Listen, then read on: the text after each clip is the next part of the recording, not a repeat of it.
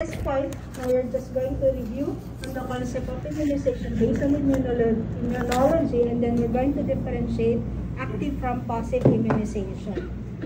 Okay? I'm going to show you also the different licensed and under development vaccines for human use. And you're going to master, you're supposed to master the National Immunization Program of Immunization as part of our One Health approach in public health, in not only in pediatrics but also in adults. But since we're in pediatrics right now, the main focus would be the National Immunization Program for children or for pediatric population. Then I'm going to show you the different safety practices in vaccine administration, define adverse event and adverse reaction, recognize AEFIs, and prescribe management on AEFIs, and the importance of reporting AEFIs, and of course, lastly, we need as vaccine hesitancy has become one of the public health threats in public health threats as described by the World Health Organization. When you finish at least becoming a doctor after your 4th year, you should be able to educate the public on the importance of vaccination. Okay, now before we do have lectures separate on the clinical aspect of vaccination and the basic immunization or national immunization program, 2nd year at 3rd year. But now we combine the lectures for 2nd year only, kaya mas marami kayong dapat aralin in immunization as part of preventive pediatrics. Okay, so it's been said time and again that with the exception of safe water, there are no other modalities that have been known to have a major effect on mortality reduction than vaccines. I hope you've learned about it, especially during the pandemic, because without the vaccines, we will not get out of the pandemic. So upon the arrival of the different vaccines for COVID, eventually we were lifted, the restrictions for COVID have been lifted, and everybody's again safe to go around, again because of vaccination. So when you review on the immunization, we also have to understand the different infectious agents, because there are a lot of well, in general, there are 4 infectious agents categorized that are communicable and has been prevented with vaccination. We do have viruses, bacteria, parasites, and fungi. Now, currently, most of the vaccines available are for viruses and also for bacteria. For parasites, the only one that has been well established or well studied is the one that is for malaria. Now, currently, we do have also a vaccine. Tapos na po sa malaria in parasitology. Bakit nga ba mainit dito sa classroom niyo? Anyway, so there's already a vaccine available. It's called the RTSS malaria vaccine. That's being used. Matagal nang din-develop yan. Ngayon pa lang siya lumalabas. Because again, if you review also in the pathophysiology of malaria, you understand na yung malaria parasite will go intracellularly inside the RBC. Kaya medyo mahirap siya i-determine if whenever the RBC is already infected, hindi agad na-recognize ang immune cell. So in the concept of immunization, we need our immune responses to combat for that. You have to have the interplay of both the adaptive and the innate immunity. The innate immunity would serve to take up the antigen coming from the vaccine, and then the adaptive immune response will be the one responsible in creating your immunological memory against that certain antigen. Okay, that's why you have to have both the innate and the adaptive immunity. Okay, so in handling an antigen, this is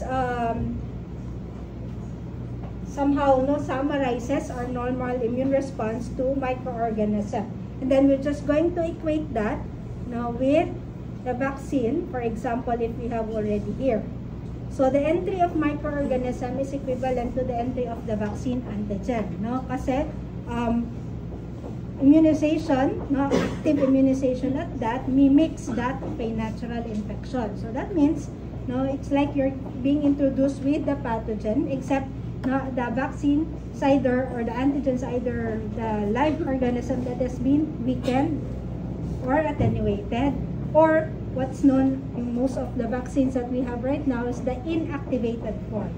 Now, right now, we do have a lot of vaccines form. No, yung sa ginamit natin sa COVID, yun na yung genetic vaccines. So, once the antigen is introduced, we establish infection. And after the introduction, after the action of your innate immune response, it will later on induce the adaptive immune response. If you go back to your immunology, no, sa Fisho, saan niyo pa ba narinig ang immunology? Sa Pato, saan pa? Sa Histopath, meron na rin natang immunology, no? Di ba? So if you go back in the concept of immunology, now you create immunological response, no, to your adaptive immunity. So the antibodies will undergo transformational changes, no, to become a specific antibody against a particular disease, no, through their BRR or B cell receptors. The T cells, on the other hand, would help, no, the adaptive immunity, the B cells, and eventually you will also have to create T cell immunology, no, particularly for the live, no, attenuated organisms coming from the vaccines.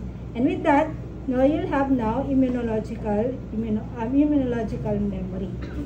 So that is what happens, no, when the vaccines from the antigen is introduced. There are different routes of administration, and we'll learn that later on, and how you're going to administer those different vaccines depending on their preparation.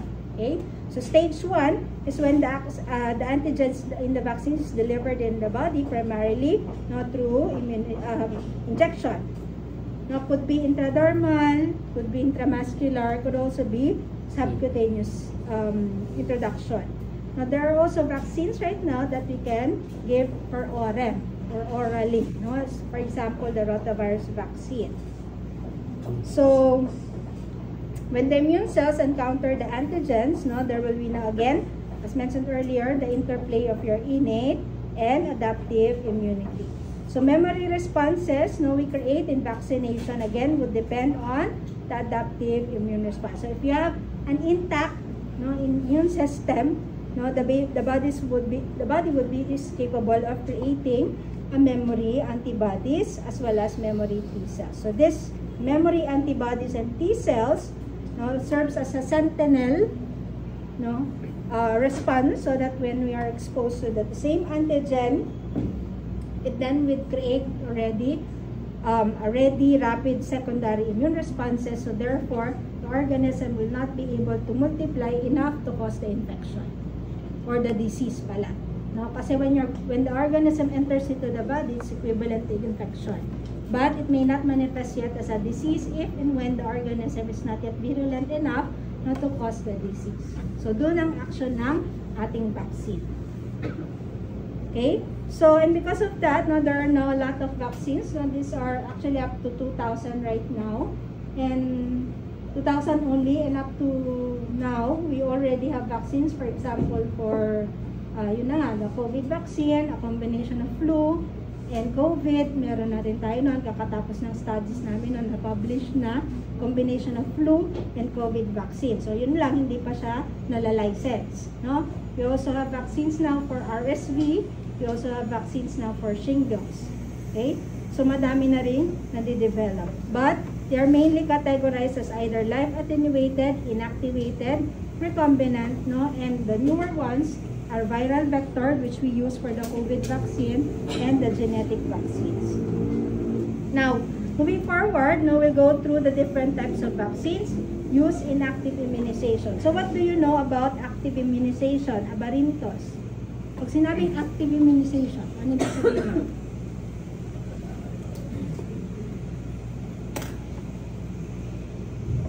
What do you know? Anybody here was not experienced yet of receiving any form of vaccine? So lahat naka-receive na ng vaccine, nakaramdam ng mabakunahan. Okay. So, pag sinabing active immunization, active versus passive immunization, anong difference ng dalawa?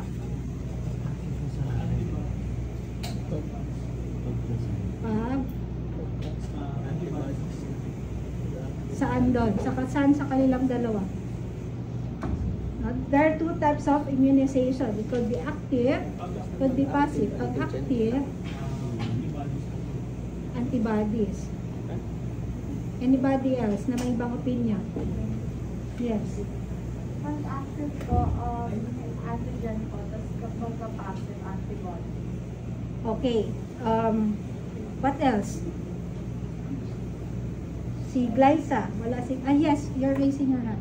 Sa active po, bibigyan ka ng it's either attenuated or deactivated na pathogen or structure ng pathogen na yun. And then your body will process it para makapag-produce na actively na sarili mong antibodies. So, pag passive immunization, si Glyza, nasaan siya? Glyza. Passive is antibody containing vaccine. So, in short, pag active, syempre pag active, that means you need your body to work for that antigen. Not to produce, kasi if you go back again to the concept of immunization, ang endpoint nun, kailangan makaproduce tayo ng either antibodies or memory T cells. Okay? Now, remember, yung antibodies, hindi lang siya yung dalawang form yun. No? There are what we call as free circulating antibodies and the one that would serve as a receptor attached to the B cell. So, pwedeng makaproduce ng antibodies or memory T cell response. Kasi nga, yung body is actively handling that antigen. Pag passive immunization, is that we give already, well, you don't need your body to process the antigen to produce the antibodies. You give directly immunoglobulin. Now, for example, sa ER, di ba? For example, nabigyan kayo ng, nagkaroon kayo ng patient na merong dirty wound, no? Tapos ang history ng kanyang tetanus immunization is a long time ago. You cannot remember, more than 10 years na. Okay? So, in that case, no, we will give two types of vaccine. An active immunization and a passive immunization. So, the tetanus toxoid, a tetanus toxoid, and a tetanus immunoglobulin. Okay? So, the tetanus toxoid is your for active immunization, and the immunoglobulin is the passive immunization. Because, again, if you go back to immunology, no, our bodies needs time not to produce the antibodies. Kaya nga sinasabi, 2 weeks, no, at least before ka mag-travel, na nakabakunahan ka na, or because it's the time, no, sa kinetics ng immune response, 2 weeks before magpuproduce pa ng antibodies. And if you need immediately the antibodies right now, no, magbibigay na agad tayo ng immunoglobulin. Okay? So this is the definition, no, of an active immunization. It mimics that of a natural infection but presents no little or no risk to the recipient, meaning hindi ka dapat magkaroon ng disease. Okay? Now, these are the different currently known na classification of vaccines for active immunization. So I've mentioned it a while ago, no? So this slide, no, briefly differentiates the different types of vaccines and its advantages. So for example, now you have here an inactivated vaccine. So this one can be easily produced, parang yung ginagawa natin sa laboratory sa microbiology, magkukulture. Pag na-culture yung bacteria or yung organism, ikikill siya ng formalin or any other chemical agent. Tapos yun na mismo yung gagamitin. Okay?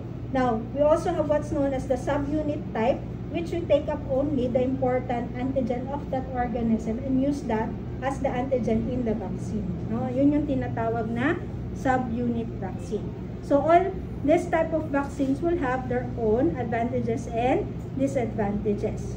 Okay? Now, for subunit vaccines, no, since konti lang yung antigen na nandoon, we add an adjuvant. We call that an adjuvant to enhance, no, the responses ng ating immunity. So, briefly, this table lists the basic differentiation of the more commonly used vaccines nowadays. No? So, for example, the attenuated type, it's when, no, the organism is passed through an different adverse culture conditions until it becomes weakened. Kaya attenuated. No? Inactivated, the virulent pathogen is inactivated by chemical or heat. And then the genetic vaccine is what we are using right now, no, for COVID vaccine. Now, since you still have a live organism for the attenuated type, it's possible to revert, no, to a virulent type. That's what we see, no, in poliovirus vaccine. No? Kaya meron tayong tinatawag na vaccine-associated paralytic poliomyelitis kasi once you ingest the poliovirus, oral poliovirus vaccine, no, it can be shed in the feces, and in the feces, kapag exposed yung immunocompromised, no, it can develop again to become virulent enough kasi nga immunocompromised yung host mo rin. Okay? So, now I'd like you also to focus on this one, no, yung stability na tinatawag, it's related to, no, the cold chain, yung tinatawag natin na cold chain. No? It has to be maintained, otherwise your vaccine will no longer become potent. Nabakunahan nga kayo, yung pala, exposed sa extreme temperature, wala nang laman yung vaccine nyo, hindi rin kayo magiging protected. So ito yung tinatawag na cold chain from the time that is released from the manufacturer up, no, to the time na nandun sa clinic para i-administer sa inyo yung vaccine. Okay? So for passive immunization, ito yung sinasabi nyo kanina, no, you're already given the antibodies. So there are two types, natural and artificial passive immunity. Natural passive is from transfer of antibodies from maternal to the fetus. Anong type of antibody yon, Andrea? Where's Andrea? Banes? Yes. What type of antibody yon? Mother to fetus. Ano ba yung nakakapas ng placenta? O, yan na. Dapat mabilis yun. Malamagal. Ano lang yung types of antibody? 5 lang yun, diba? So, ano yun?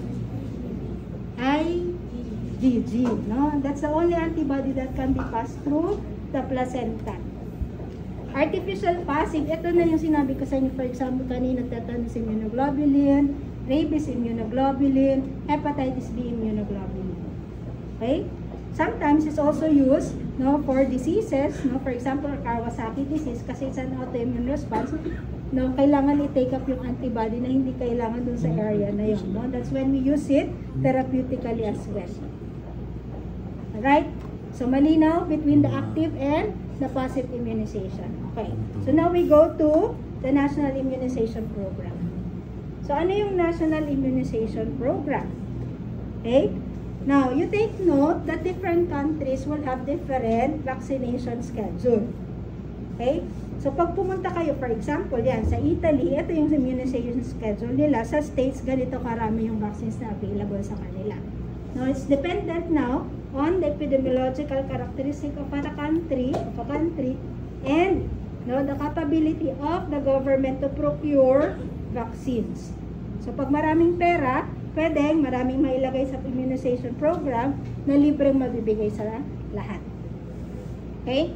Dito sa atin, sa Philippines, no, we have a mandate or a law that says, no, under Republic Act 1015/21, no, that all children under 5 should receive all the vaccines included here, no, and any other that is prescribed by the Secretary of Health. So it started in 1976 when the World Health Organization launched ang dating tawag sa National Immunization Program is Expanded Program of Immunization. No? So it started in 1976 and sumali ang Philippines, no, through the senior Marcos pa tayo noon. In 2011, it's revised, and this is now, no, the revised mandate, or also known as the Mandatory Infants and Children Health Immunization Act of 2011. Okay? So if you see here, no, pinalaki natin yan, you can see now that these are the different mandated. So pag mandated, dapat lahat ng pinanganak na infants and children, meron itong bakuna na to. Okay? For tuberculosis, no, in the form of BCG, and then DPT, diphtheria, tetanus pertussis, polio, measles, mumps, rubella, hepatitis B, and HIV.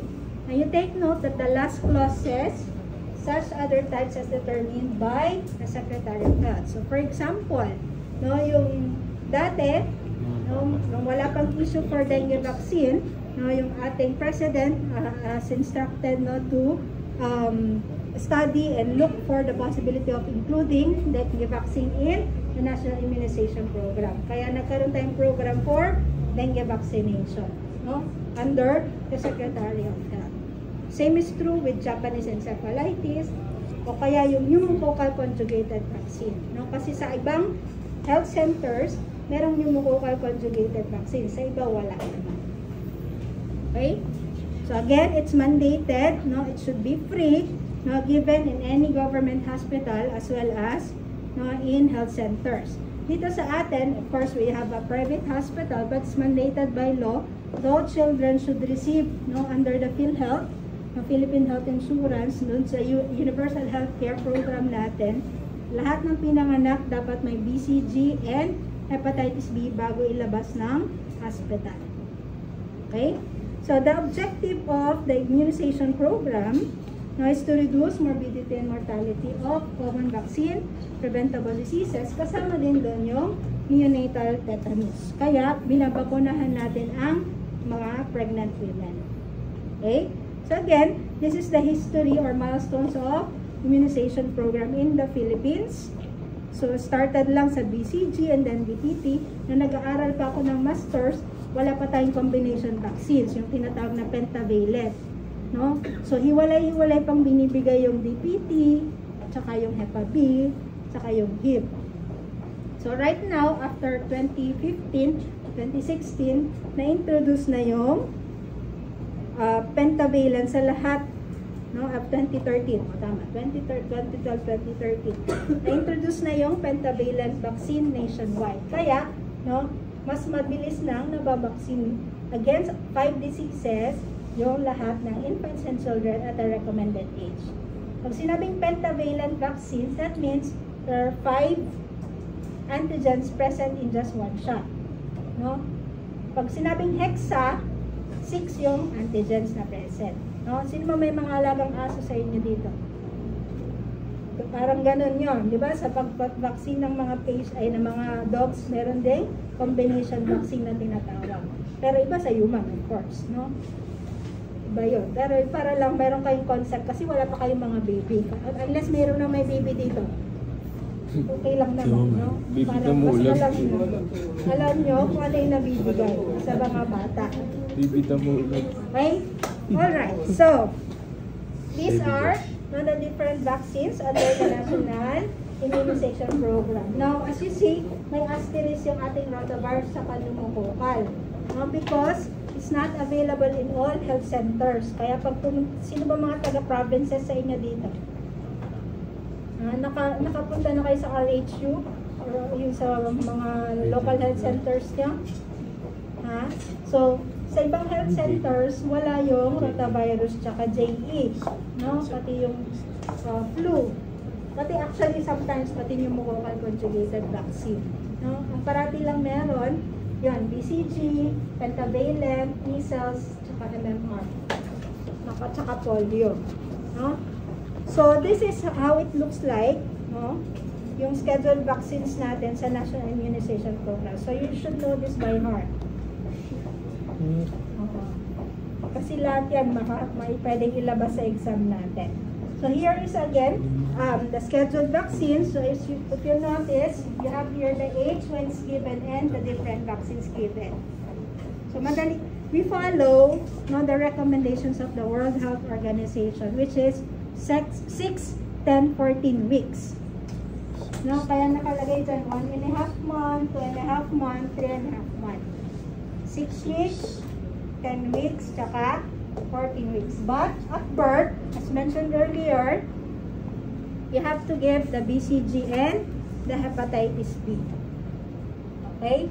So after that, at 6 weeks, you instruct the parents to come back to the health center or to their private physicians to receive the first dose of your pentavalent, which includes, now class, remember, this is in the National Immunization Program.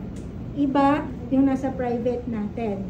No? Pag sa private clinic, iba yung nabibigay din. Ganon yung system ng ating healthcare system dito sa Philippines. No, meron sa rural health, meron sa private.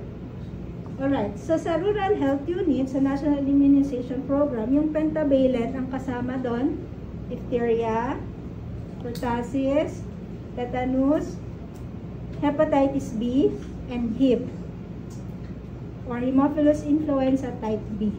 Kaya 5. Sa private clinic, yun yung may kasamang polio na inactivated type. Kaya 6 and 1. Okay? But, if you're talking about the National Immunization Program, Penta. Okay? So, at 6 weeks old, you give the first dose of Penta plus the oral polio vaccine and the pneumococcal conjugated vaccine. Okay? So, lahat yan, 3 doses. Now, we'll go through the schedule later on. Mga rules, no, for scheduling vaccines. So, dapat, no, by 3.5 months, per the National Immunization Program, an infant should receive 3 doses each of the Penta, the oral polio vaccine, and the pneumococcal conjugated vaccine, plus the inactivated polio vaccine. Okay? Question. Bakit may oral polio at bakit may inactivated polio? Anybody who knows the difference?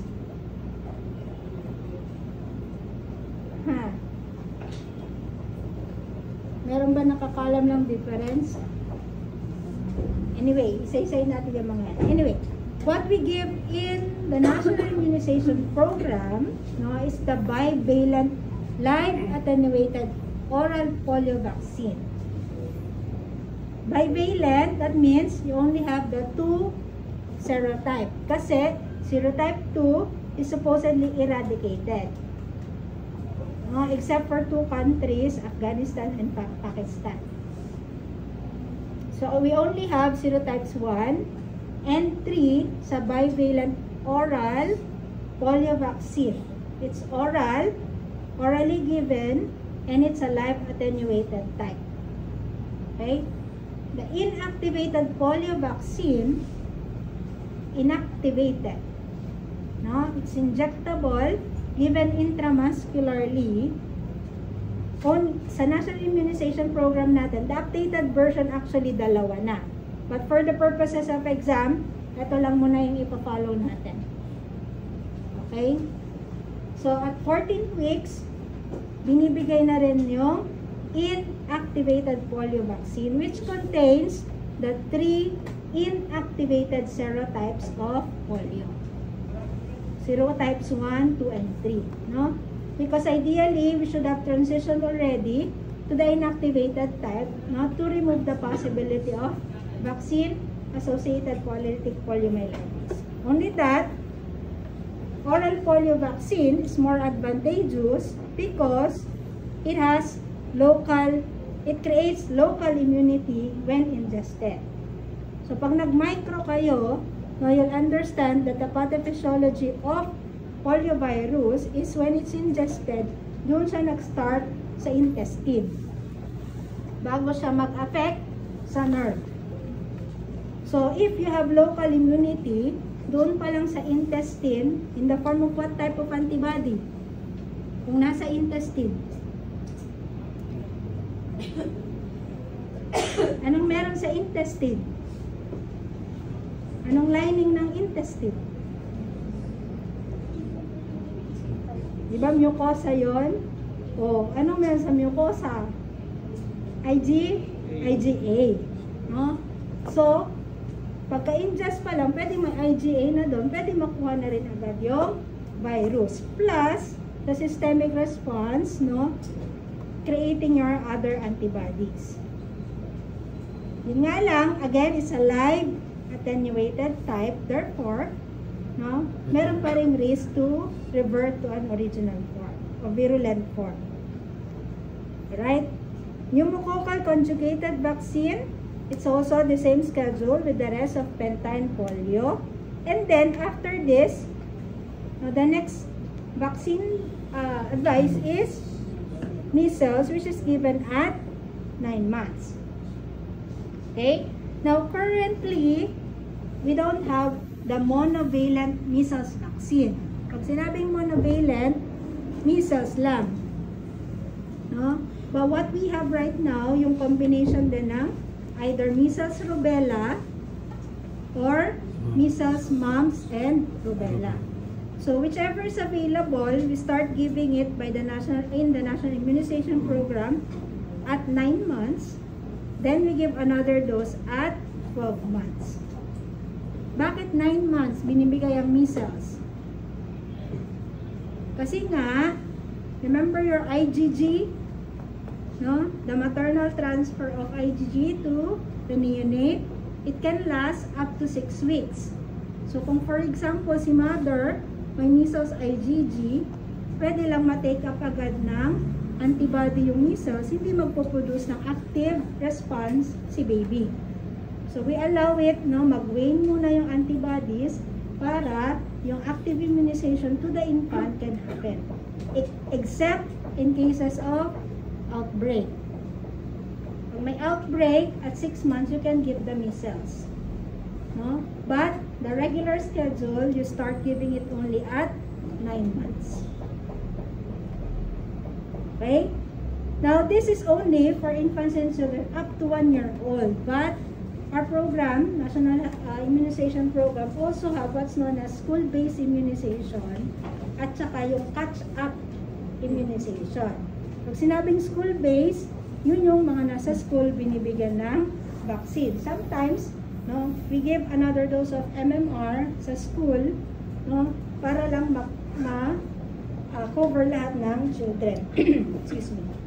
Or those who have missed the vaccination. Also, in cases of outbreak situations. Okay?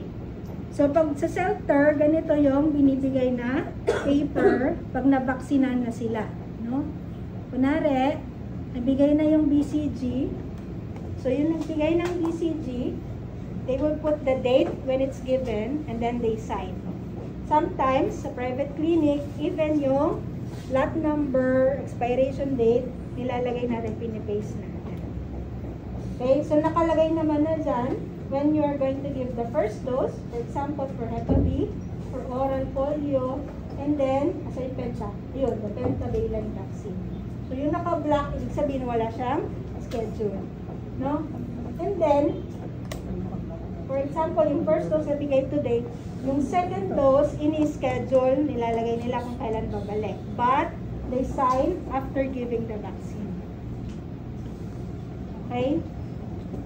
Ganyan yung sa ating mga health centers. Okay? Now, you see here, no? Meron kasing catch-up immunization. So, nakalagay dyan, can be availed at private physician kasi wala sa National Immunization Program. So, yun yung makikita din natin mamaya. Alright? Okay. Now, we move to the different vaccines.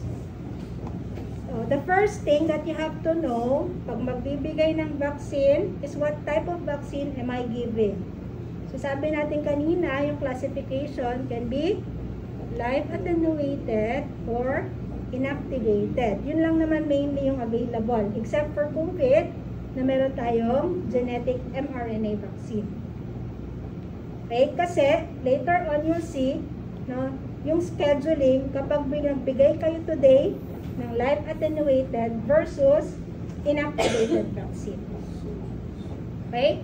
So, for BCG, it's a live attenuated vaccine given at birth and the route. So, the type, the route, and the schedule.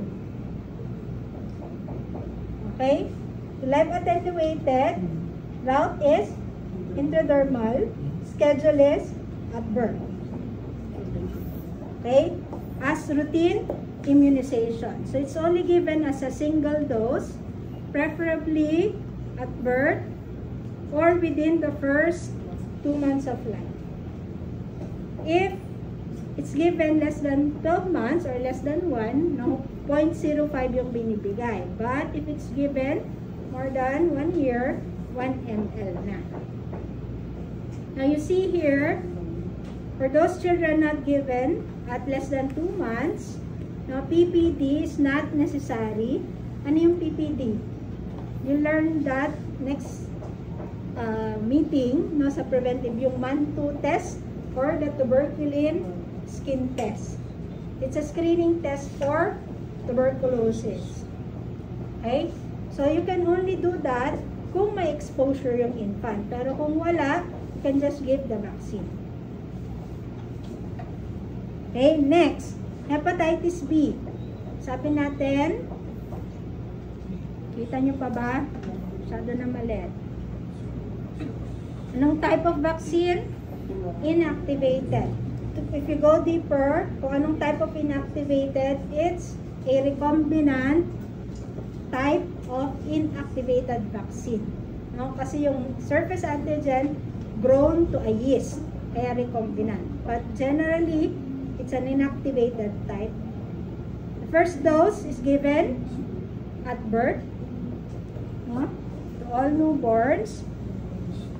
Then, if we base it sa National Immunization Program, yan. When provided as part of hepatitis B, of NIP, hepatitis B is administered at birth, then as combination ng pentavalent. So, 6, 10, and 14 weeks. Kaya, dapat, at 14 weeks, kung na-follow yung schedule, ilang dose yung hepatitis B na na-receive ng infant? 4. Okay?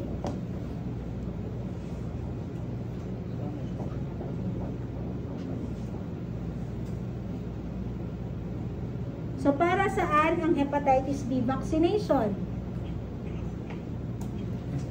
So, it prevents, technically, it prevents liver carcinoma. Kasi, the hepatitis B is a well-known risk factor, no, for the development of liver carcinoma. So, kung isipin niyo yun, it's actually one of the first vaccine that prevents cancer. No? Kasi ang hepatitis B, kapag infected ka nun, it can start from cirrhosis, eventually it will develop into carcinoma. So, by studies, they found out that hepatitis B surface antigen usually is already acquired upon infected mothers, no, born from an infant born to an infected mothers. So, hindi na detect at earliest stage hanggang mag-develop na siya ng liver CA. So, yun yung function ng hepatitis B. Kaya, we give it at birth pa lang. So, pag inaral niyo yung liver CA, na you'll understand more why we give it at birth pa lang. Okay? Kaya din, no, for infants born with mothers who are infected with hepatitis B, kasama sa screening ng mothers yung hepatitis B. So, pag alam na, pagka-deliver pa lang, no, na infected si mother, no, nakaabang na rin yung immunoglobulin natin. So, pag infected yung mother, positive ng HBs antigen, we give both the active immunization plus the hepatitis B immunoglobulin. Okay? Next, DPT. So, it's a combination of the diphtheria, tetanus, and pertussis. So, it's also an inactivated vaccine. If you go to the classification of inactivated vaccine, it's a subunit type. No? Kasi you take up only the important antigens. For example, for diphtheria, ang kinuha lang yung exotoxin. Okay? Yung sa tetanus, kinuha din yung exotoxin lang and converted to a toxoid na ginawang vaccine. Except for pertussis. Kasi may tinatawag tayong whole cell pertussis vaccine. May tinatawag din tayong a cellular type of pertussis vaccine. Kaya may makikita kayo DT, AP, ngayon yung A, or WP. Pag W, that means the whole cell type. Pag A, the acellular. The acellular is a subunit form containing only the important antigens 2 of pertussis, Bordetella pertussis. Okay? So sa NIP, ang sabi natin kanina, ang schedule niya ay ano schedule? Ng DPT.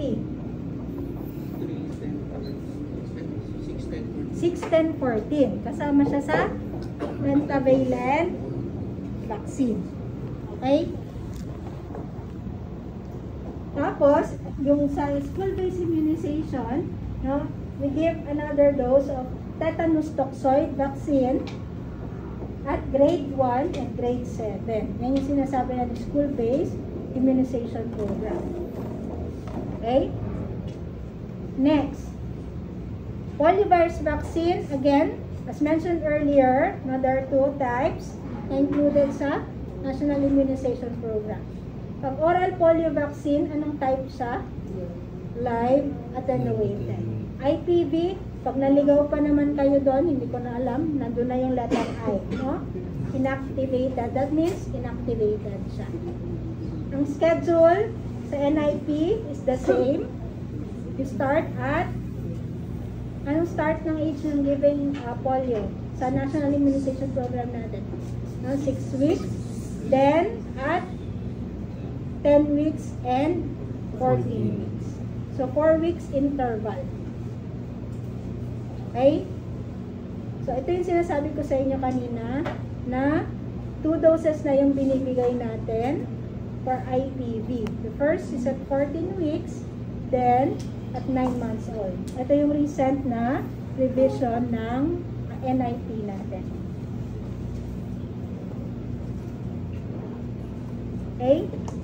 Next, HIV or HI boy, not V, na Victory. Ha? HIV vaccine or Haemophilus influenza type B vaccine. So, it prevents HIV kasi previously, prior to the development of vaccine, is known to be causing pneumonia and septicemia, no, in infants and children less than 5. Na after vaccination, na-overcome na siya ng strep kasi bumaba na yung incidence ng HIV dahil sa vaccination. So, anong type of vaccine? It's an inactivated type. Again, if you go to the sub-classification ng inactivated, it's a conjugated type of inactivated vaccine. Okay? It's conjugated kasi infants and children cannot receive the polysaccharide type. Now, pag nag-micro ulit kayo, you'll learn that the virulence factor of Haemophilus influenza is on its cell wall made up of polysaccharide. So, si polysaccharide, it's a carbohydrate. No, it's not very immunogenic when compared to a protein. Kaya, since ang kailangan mabaksinan are children less than 2 years, no, they created a vaccine that would enhance immunogenicity in infants and children through conjugation with a protein. So, yung polysaccharide ni HIV, kinonjugate siya sa protein ng diphtheria, mutant of diphtheria. So, meron ng protein na enhance na ngayon yung reactogenicity against HIV. The schedule, sabay ng saan siya nakaschedule? Sabay ng 6-10-14 or included siya sa pentavalent vaccine. Alright? Yung mga booster dose, usually, wala rin tayo niyan sa National Immunization Program. Binibigay yan sa mga private clinic. Okay? Any questions so far? Madami pa tayong bakuna. Ha? The next one is the rotavirus vaccine. So this one is also live attenuated type of vaccine. So there are,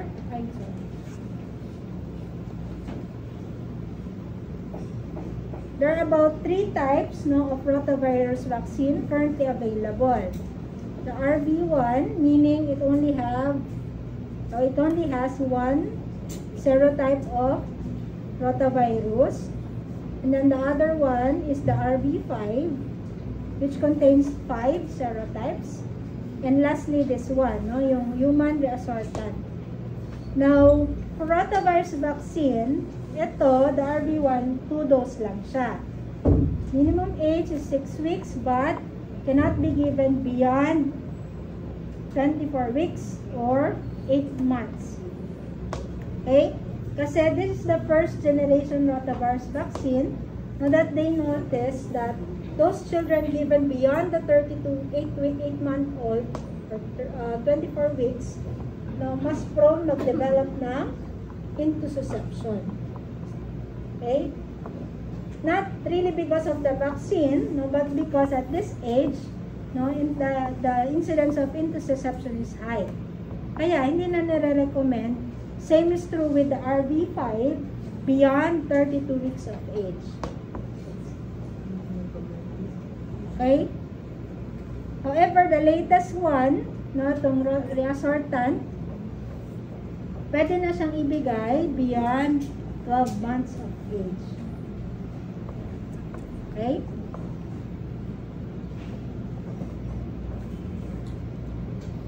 Measles vaccine. Anong type of vaccine? It's a live attenuated vaccine. Same with the mumps and the rubella vaccine. So again, the minimum age is given at 9 months, then at 12 months. Okay? So if monovaccine, ayan nakalagay, if monovalent vaccine measles is not available, then MMR or MR vaccine may be given as substitute below 12 months of age. So in such cases, the recipient should receive 2 or more MMR vaccines starting at 1 year age. Okay? Yeah. So the NIP provides 9 months and 12 months of age vaccination. And then the school-based program provides MR at grade 1 and grade 7. Okay? Right. So this slide summarizes the schedule, the interval, the dose, and the route of the vaccines included in the national immunization programs only. Okay? So, nandyan yung BCG, DPT, OPB, hepatitis B, measles and rubella, as well as the inactivated vaccine, polio, and then the rotavirus and pneumococcal. Alright. As mentioned earlier, yung kaninang pinakita kong konti, sa National Immunization Program lang yun. No? But this is actually all the vaccines recommended in children. So lahat ng yan, pwede natin ibigay sa lahat ng infants and children and Filipino children. Okay? Now you can download this. Yung mga pinakita ko kanina din na mga annotations, kasama yan nito, page 2. So you can download this at the Philippine Foundation for Vaccination website or PIDSP, PIDSP. So childhood, you can search Childhood Immunization Program 2025. Kasi you can follow this to understand or remember the different vaccines recommended. Okay? PIDSP. Kasi PIDSP is Pediatric Infectious Disease Society of the Philippines. The PPS is Philippine Pediatric Society. PFB is Philippine Foundation for Vaccination. So, at sila yung nag-create nitong mapapasama. Para-parang tao lang naman. So, they created, no, this vaccine schedule. Now,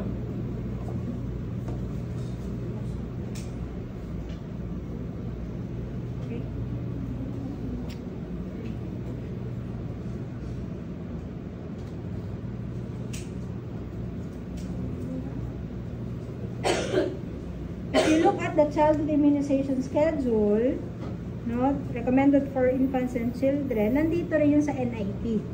Diba? So you see here the BCG, the hepatitis B, no, yung polio, the pentavalent, pneumococcal rotavirus. So hindi kasama sa National Immunization Program yung flu, yung JE, varicella, hepatitis A, hepatitis B, meningococcal, cholera, and typhoid. Yung rabies, meron din tayong immunization program for that, but only on selected areas. Okay? So, pareho lang yan, no? You have here the age when it's given, then the vaccine. So, naka-highlight dyan, yung naka-black, that's when you can give the dose. And then yung walang black, that means yung walang ibibigay. Okay? So you can, yan. Yung purple or yung pink is for routine vaccination. The yellow ones are for catch-up. No? The blue, ito yon for special groups or situations. Kunwari, for meningococcal, pag meron tayong outbreak, that's when we can give that. Cholera, you only give that if you're going to travel, no, to areas na may endemic sa cholera. Same with typhoid. Kung napunta kayo India, pwede tayo magpabaksin ng cholera and typhoid. Okay? Okay. Anyway, no, pag nag-third year kayo, yung infectious disease na lecture, they will go through it also, one by one, yung mga ibang vaccines. But at this point, at least, you should master the National Immunization Program. Okay? Now, this is what I'm telling you about regarding the rabies vaccination. So, this is under Republic Act 9482, or also known as the Anti-Rabies Act of 2007. No? So, lahat ng children, they give pre-exposure from 5 to 14 years of age doon sa areas na maraming rabies. Okay? Any questions so far? Okay. Alright. Now, why is it important for us? Important for us. Ay, sabay naman si Kuya. Ano? Hello.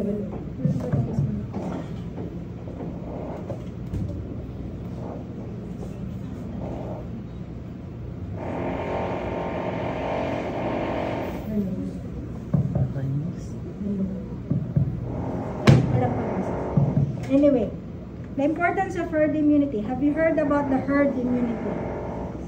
Huh? Yes.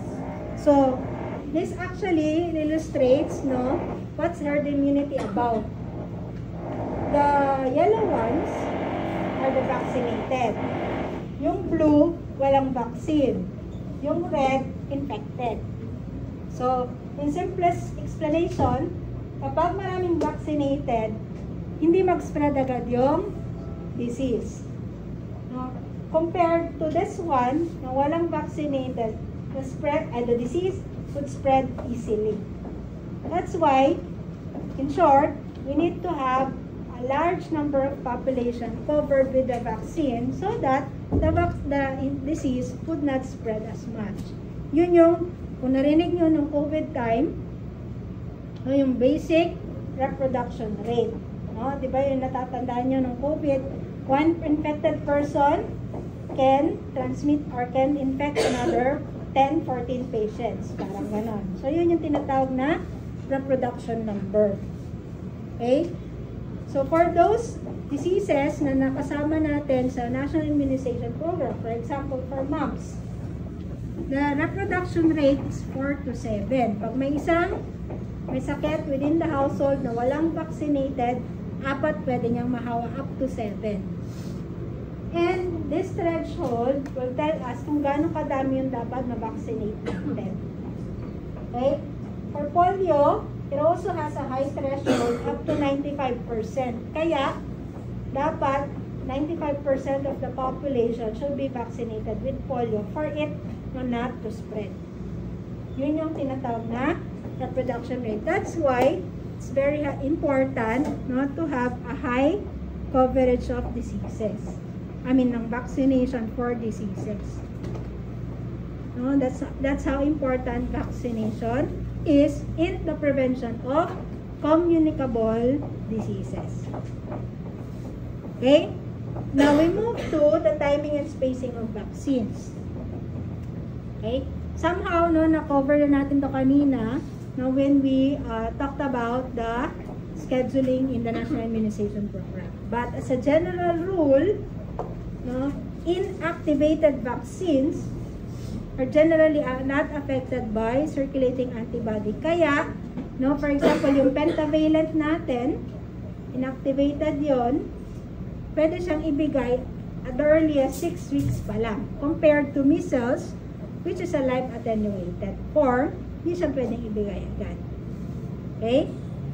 Now, all vaccines can be administered at the same visit as all other vaccines. Kaya kung nakita nyo kanina sa program, pwedeng ibigay yung penta kasabay ng oral polio vaccine. Okay? With the exception only, of course, for those patients with diseases like asplenia, functional or anatomic asplenia, kasi hindi nila kayang i-handle yung conjugated organism. Okay. So, ano ibig sabihin yan? 2 or more non-live, parehong inactivated, it may be administered simultaneously or at any interval between doses. Example, you have the pentavalent vaccine and the pneumococcal conjugated vaccine. Parehong inactivated. Kunwari, hindi nabigay today si pentavalent, anytime, pwedeng ibigay si pneumococcal conjugated vaccine. Basta, pareho silang inactivated. Except, of course, pag hepatitis B, yung second dose ng hepatitis B, 4 weeks pa muna. Okay? Non-live and live may be administered simultaneously or at any interval between doses. For example, pneumococcal conjugated vaccine and measles. Alin doon ang live? Yung measles vaccine. So, for example, hindi pa naka-receive yung baby ng pneumococcal conjugated vaccines at 9 months old. Eh, di ba, schedule na rin yun ng ano naka-schedule sa 9 months?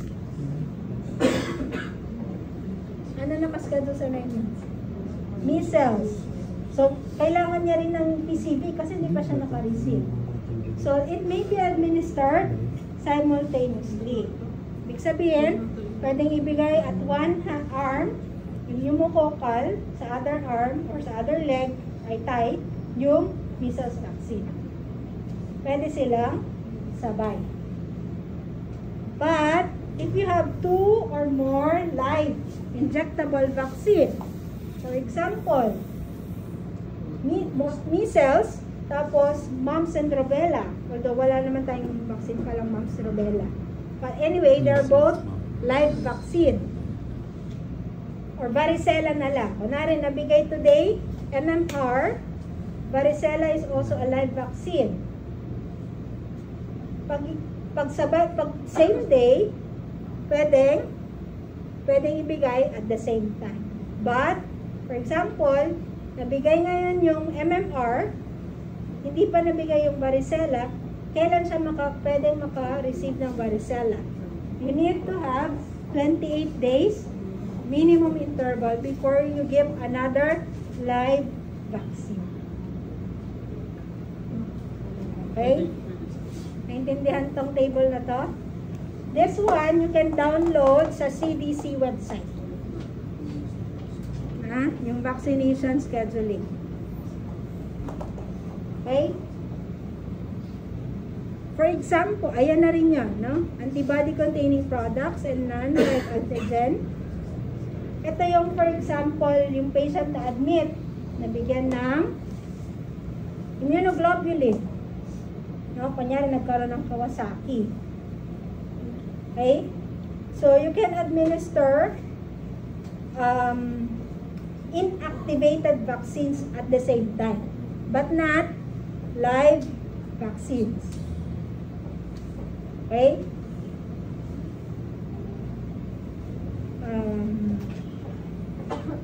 Ano pa yung, aside from immunoglobulin, ano pa yung mga antibody-containing products na pwedeng ma-administer?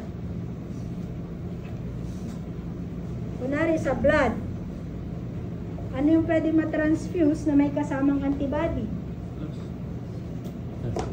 O kaya anong type of blood na preparation yun? Sa Medtech dito. Anong sinasabi mong plasma? Fresh frozen plasma. Pag fresh frozen plasma may kasamang, syempre nandun yung plasma, nandun pa yung plasma pa siya, so nandun pa yung antibodies. Pag pack RBC, may kasama ba yung antibodies? Pack RBC. May antibody pa rin? Wala, RBC na lang yun. No? Pag whole blood, of course meron. Basta nandun yung plasma, nandun yung antibodies. Okay? So for example, meron kayong patient, dengue, binigyan ng, kasi nagbe-bleed, binigyan ng fresh frozen plasma. No? Na-transfusan ng fresh frozen plasma, yung dengue patient. So that means, it's an antibody-containing product. Okay? So you need to, you should not administer muna, no, live vaccines, no, you wait at least 3 months, no, before you give the live vaccine. But the inactivated vaccines, anytime. Okay? Yes. No interval necessary for inactivated. But for antibody-containing products, you need minimum of 2 weeks yan. Pero in general, we use the 3 weeks rule up to 6 weeks before, 3 months and 6 months before we give the live type of vaccines. Okay? Alright. So, as a general rule, also, increasing the interval, no, between a multi-dose vaccine does not diminish the effectiveness. Decreasing does so. Meaning, kunyari nagbigay tayo ng Hepa B today, ay kailan ang recommended na next schedule niya? Kung hepatitis B, minimum interval sa many weeks? 4 weeks. And nabigay agad, nagpunta sa ibang clinic, nabigay agad after 2 weeks, ika-count ba natin yon as a dose? Dose 2 niya? No. No, hindi yung valid. Kasi meron pa antibody na circulate, makukuha din yung hepatitis B. Right? So, yun yung sinasabing decreasing the interval. Pero, kung halimbawa, 4 weeks yung minimum interval, 6 weeks after nabigay, ika-count ba natin siya or not? Ika-count natin. No? Okay? So, vaccine doses should not be administered at an interval less than the minimum interval or earlier than the minimum age. Ito, we follow this also in the Philippines. ACIP is American recommendation. No?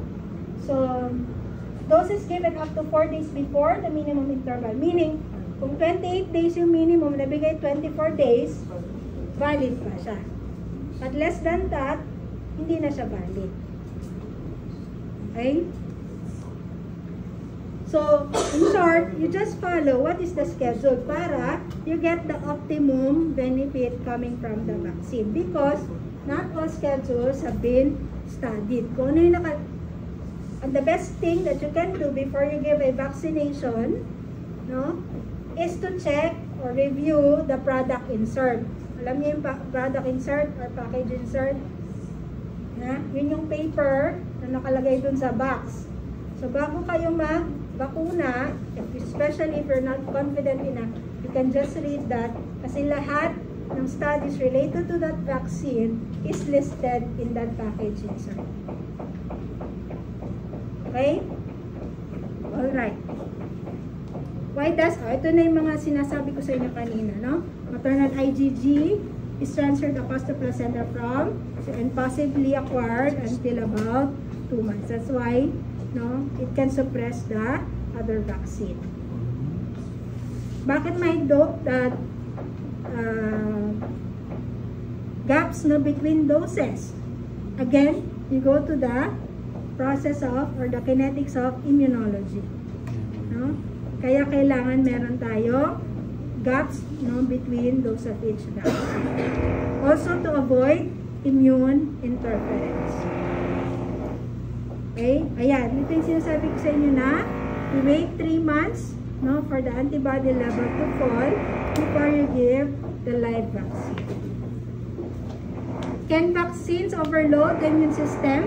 Diba? Parating sinasabi, ang dami-dami inibigay na bakuna. No, because actually, we're everyday exposed to hundreds, thousands, and millions of antigens. Basta intact ang immune response, walang problema. Combination vaccine is actually favorable kasi it reduces the number of injections. No? Kayo ba naman bigyan ng 3 injections, di ba? Hirap na. Although kayo kaya niyo yun. Kasi pag adult na ginagawa namin yun. Okay? But combination vaccines, no, does not increase the risk of adverse reaction, but in fact, may lead to an overall reduction of adverse reactions. Okay?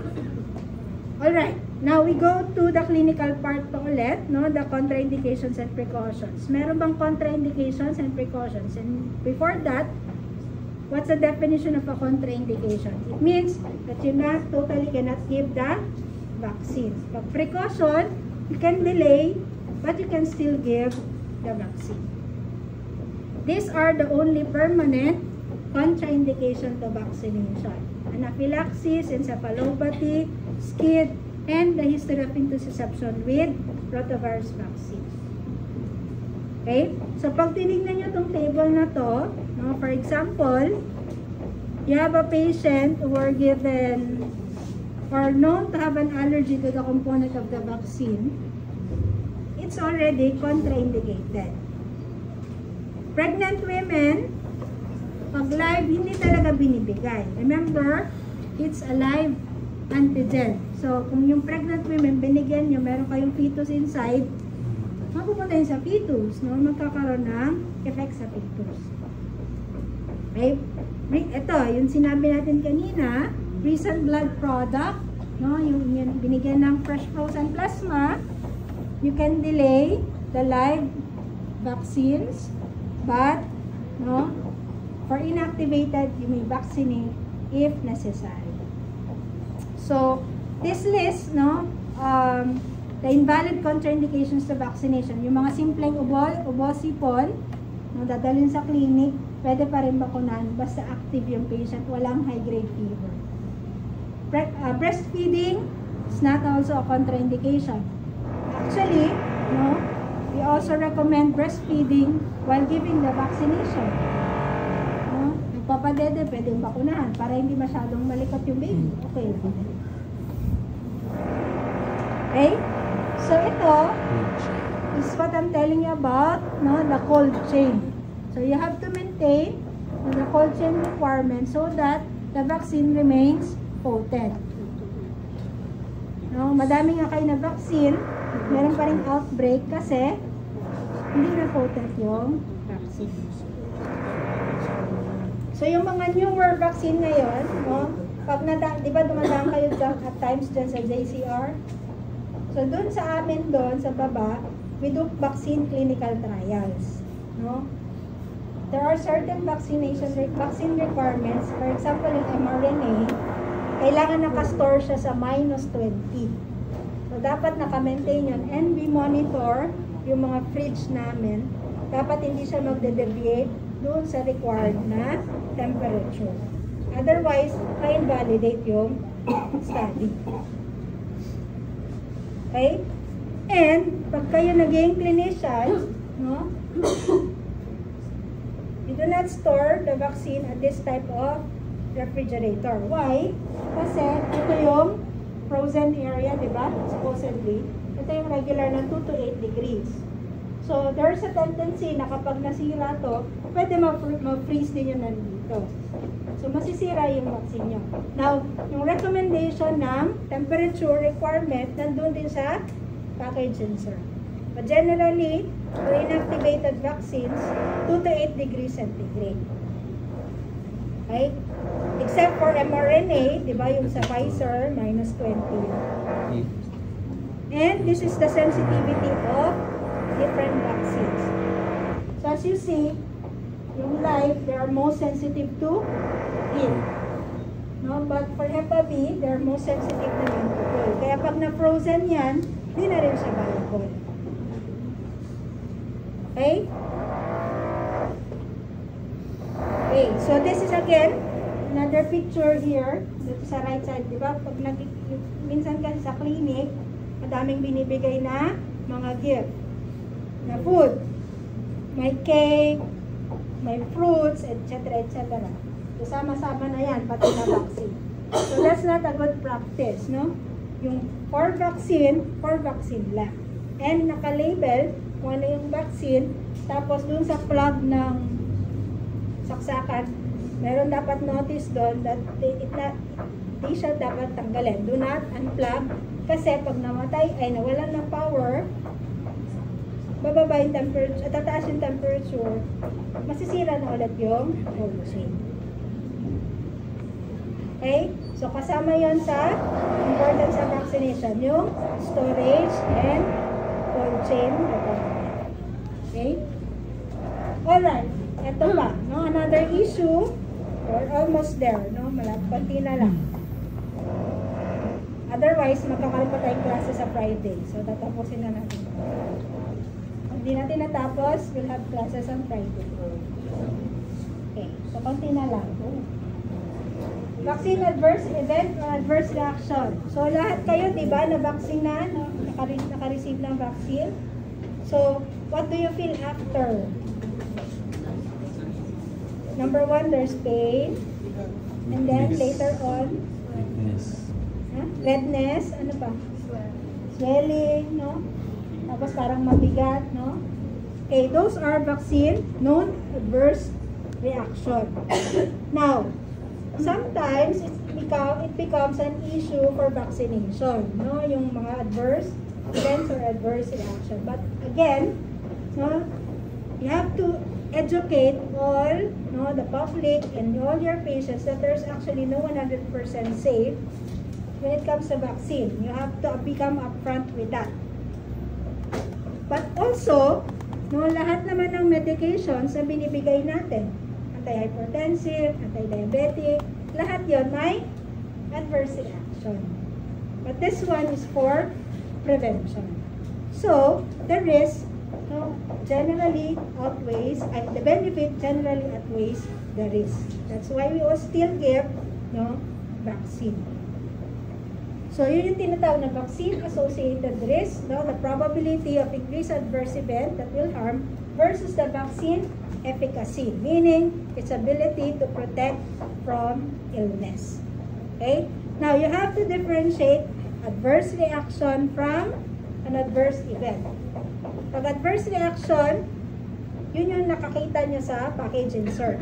Anything that's listed there, na nangyari sa patient nyo, can be categorized as adverse reaction. Yung adverse event, any medical event following vaccination. For example, yung patient nyo, binakunahan natin ng MMR, nagkukrol na siya. So, pagka-vaccine, nakatulog, iniwan sa bed. Nung nagising, nag-crawl, nahulog sa bed. So, anong category nun? Adverse event, not necessarily secondary to the vaccine, no, may only be coincidental. Okay? So these are local adverse event, reactions, systemic, and yung severe. All categorized as vaccine adverse reaction. Pag systemic, of course, yung fever, systemic. Ayun. Now, why do we have adverse reactions to vaccine? So, yung isang vaccine, ito yung generally yung component nun. No? Pag binasa nyo rin yung packaging, sir. Yung antigen, pag inactivated vaccine, may adjuvant. The most commonly used is aluminum hydroxide. Ito yung, that's why you feel heavy after. It's because of the aluminum, the adjuvant. Adjuvant, no, is given or included in the vaccine to enhance immune responses. Kasi, it increases inflammation. Pag may inflammation, anong mangyayari doon sa site of administration ng vaccine? The cardinal signs, di ba? Ano? Rubor is redness, kaya may makikita kayong redness, no? Ano pa? Calor, warm, mainit. Ano pa? Dolor, that's why there's pain at the site of injection. Ano pa? Rubor, ha? Tumor, swelling. No? Sometimes there's loss of function. So all these are part of the inflammatory process. And remember, kapag may inflammatory process, kaya nyo rin nafe-feel yung mga signs kasi nagbabasodilate, di ba? Kapag nagbasodilate, mas maraming immune cells pupunta dun sa site of injection, mas maraming magte-take up ng antigen, mas better yung immune responses. Kaya may adjuvant. Preservative, generally all pharmaceutical products will have that. This has been an issue before, lalo na yung formalin, di ba? It's been linked to autism daw, no? But the thimerosal present in the vaccine is the safer form, not yung mercury na that would cause toxicity. So, in short, madaming component doon sa isang vaccine, kaya nagkakaroon ng adverse reaction. So, these are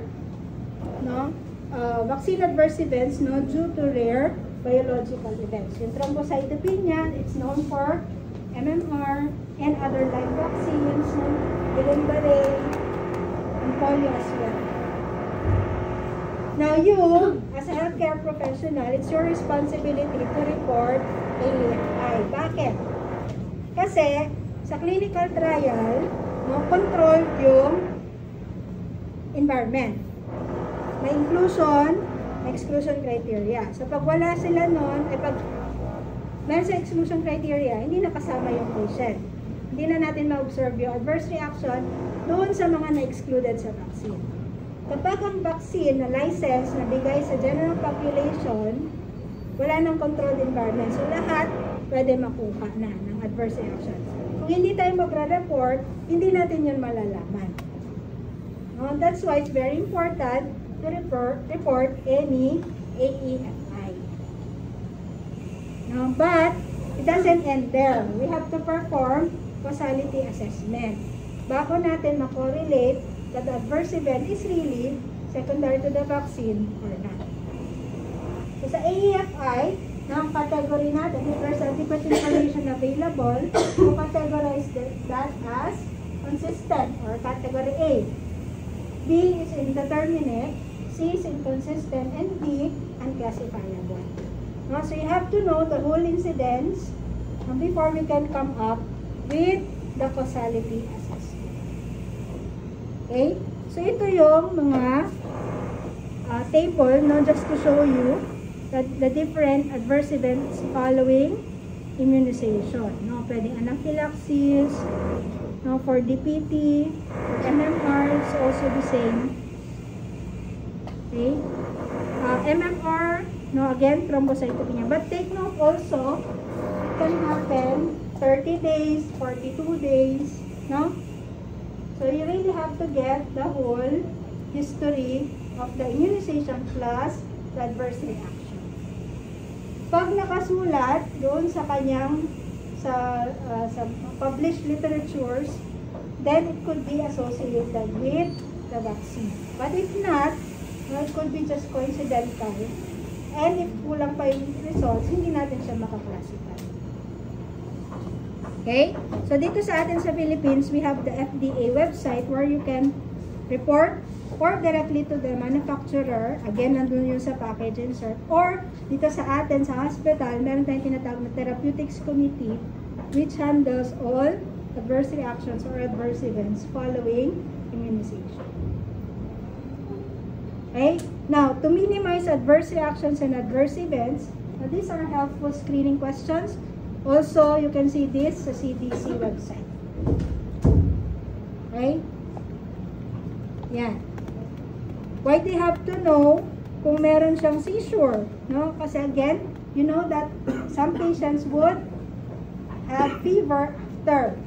So, pag alam nyo magsi-seizure, you can prevent that by prescribing agad ng antipyretic. Whenever the patient gets had fever, you can just give antipyretics, no? Like paracetamol. Okay? Ano pa? Yan, the transfusion ng blood products, no? We've discussed that earlier because you need some time, no, before you can give life-attenuated vaccines. Okay? Alright. Now, last part na, the vaccine administration. So, we mentioned earlier, there are different routes wherein we can give the vaccine. So, each time that you vaccinate, you obtain first the complete immunization history, screen for contraindications and precautions, discuss the benefits, and provide aftercare instructions. Kasi kung hindi, pabalikan kayo ng mga mami yan, lalo na mga first-time moms, kung ba't sila nagkaroon ng fever, ba't namula, ba't namaga. No? So these are some positioning that we can do, no, in comforting patients para mas madali tayo makapag-vaccinate. No? Pwede nakaupo, naka-hold ng parent or yun na nga, nabe-breastfeed. And take note, after vaccination, you allow the patient to stay. Diba nung COVID din, nakapila kayo, after 15 minutes saka lang, pinag-alis.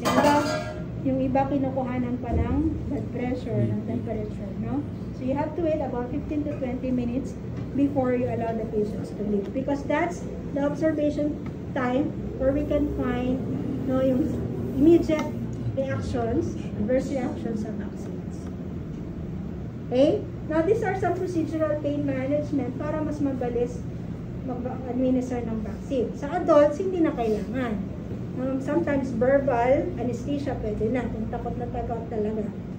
Ano yung verbal anesthesia?